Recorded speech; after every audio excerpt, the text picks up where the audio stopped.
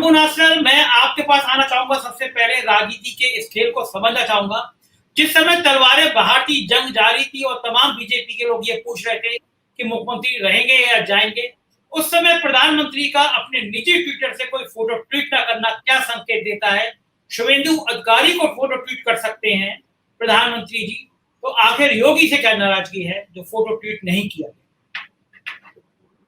देखिए संजय जी, प्रधानमंत्री जो है अपने देश के, वो बड़े इगोइस्ट हैं, अभिमानी हैं। और उत्तर प्रदेश के जो मुख्यमंत्री हैं माननीय योगी आदित्यनाथ जी, वो भी उतने ही अहम वाले। तो दोनों नेताओं का अहंकार है कि अगर कोई किसी से कमतर नहीं है।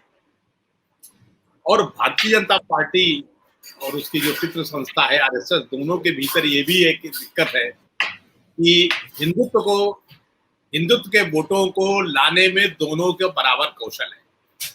ऐसा नहीं कहा जा सकता कि योगी आदित्यनाथ कहीं से कमतर है, बल्कि उल्टे देखिए केरल और बंगाल में जहां वो जाते हैं वोट तो खींचते ही है।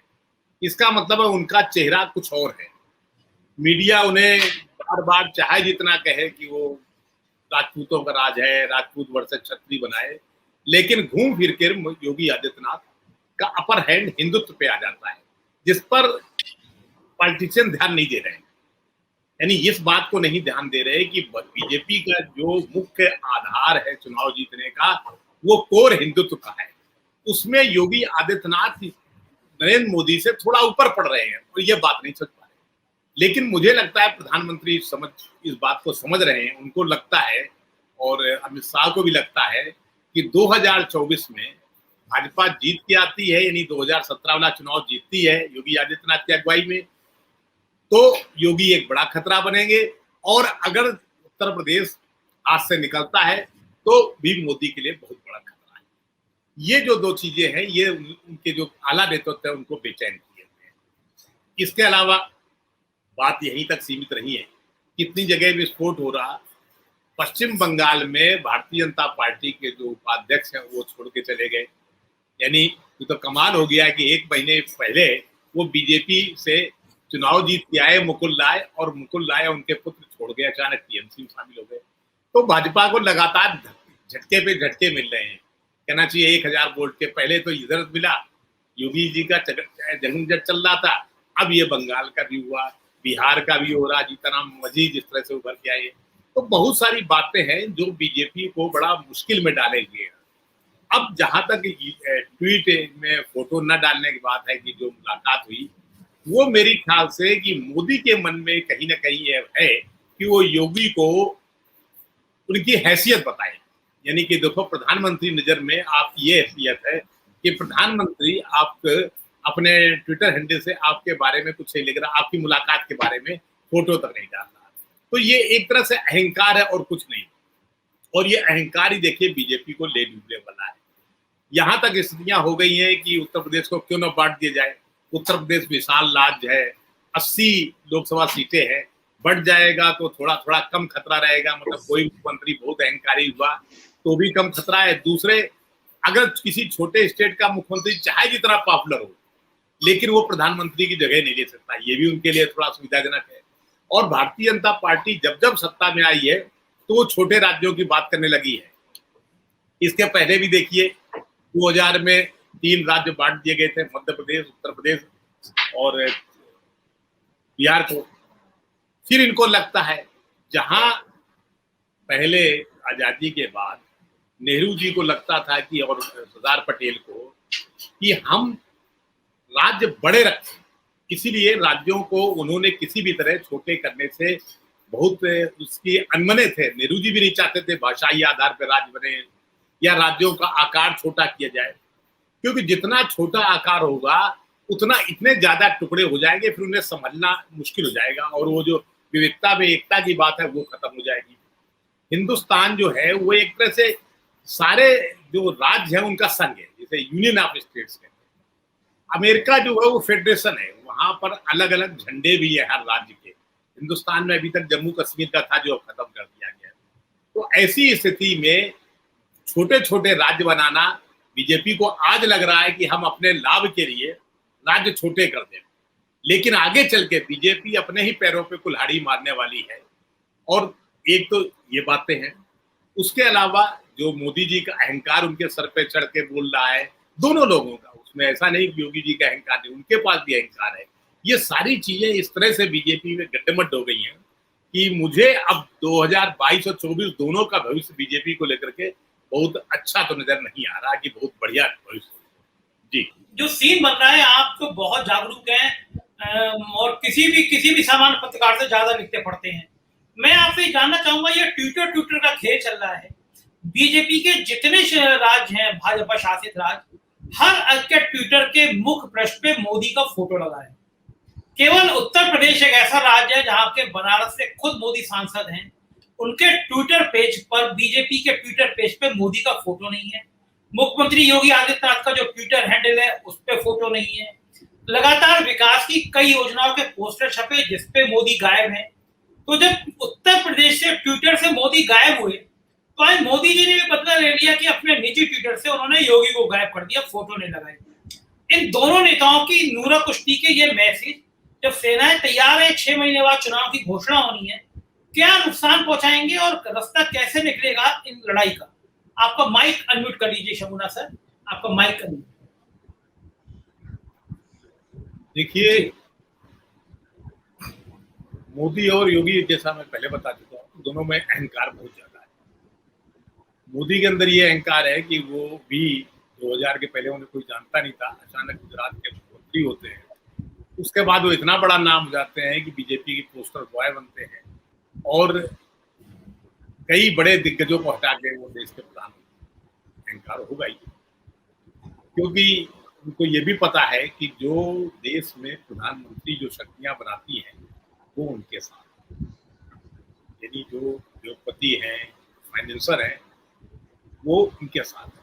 यूपी, गुजरात, महाराष्ट्र में जो मुख्यमंत्री रहे थे, उसके साथ ये प्लस पॉइंट होता है कि जो शक्तियां प्रधानमंत्री का चयन करती हैं, कहना चाहिए पीछे तो लॉबिंग करती हैं, वो उसके साथ हो जाती है। दो चीजें जरूरी हैं कि या तो वो देश का फाइनेंस मिनिस्टर रहा हो, जैसे वीपी सिंह की ताकत इसीलिए थी ना कि वीपी सिंह वित्त मंत्री भी रहे।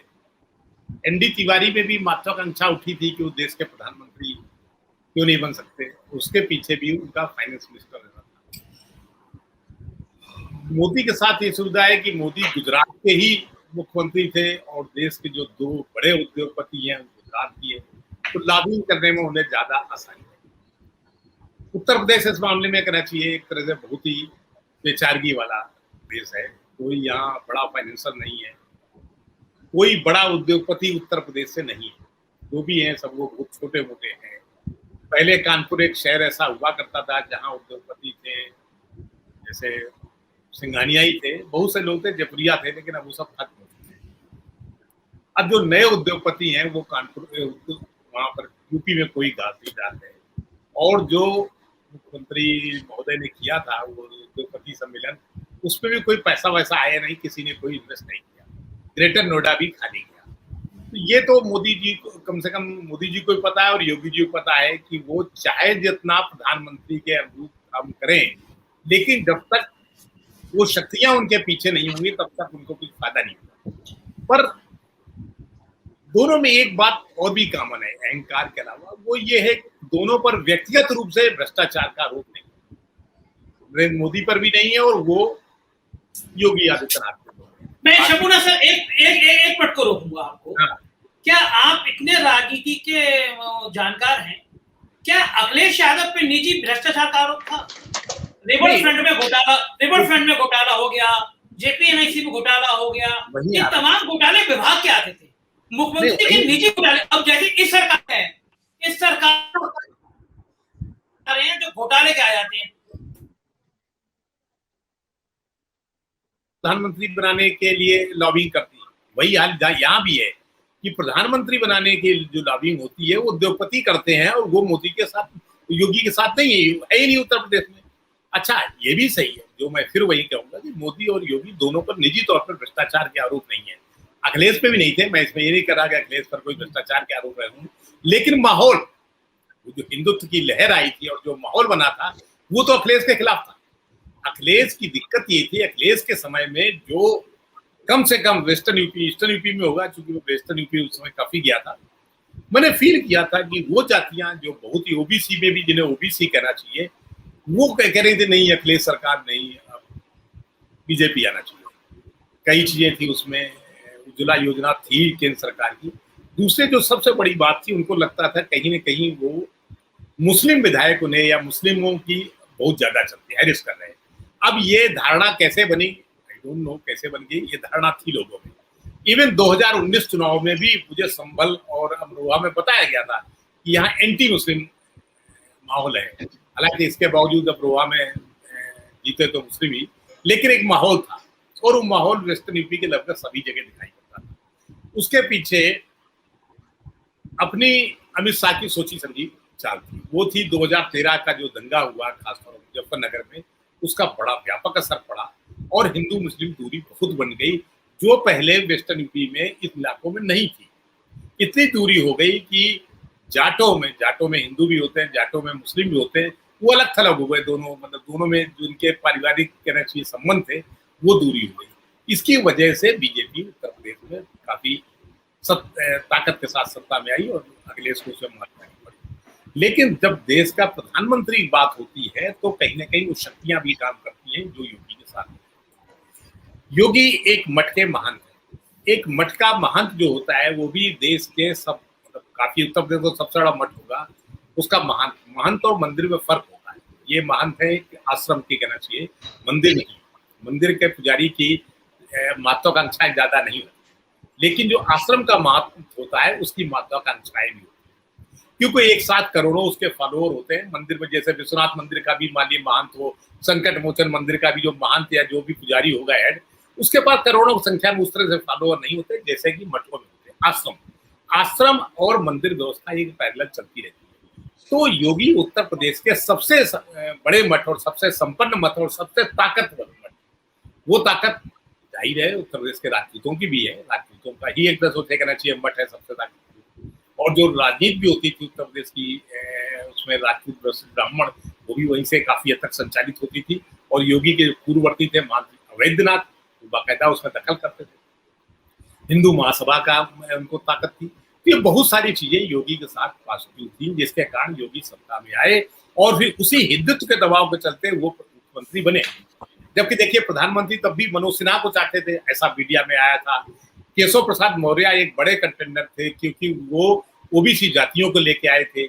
इस सब के बावजूद जो मुख्यमंत्री बने वो योगी आदित्यनाथ। उसके पीछे कहीं ना कहीं मठ और भगवा बस दोनों काम किया। दूसरी अगड़ी जातियों में जो मतलब लगता था कि राजपूत होने कारण विरोध करेंगे, ब्राह्मणों ने विरोध इसे नहीं किया कि उन्हें कहीं ना कहीं वो भगवा कपड़ा दिखाई पड़ा था, भगवा बस।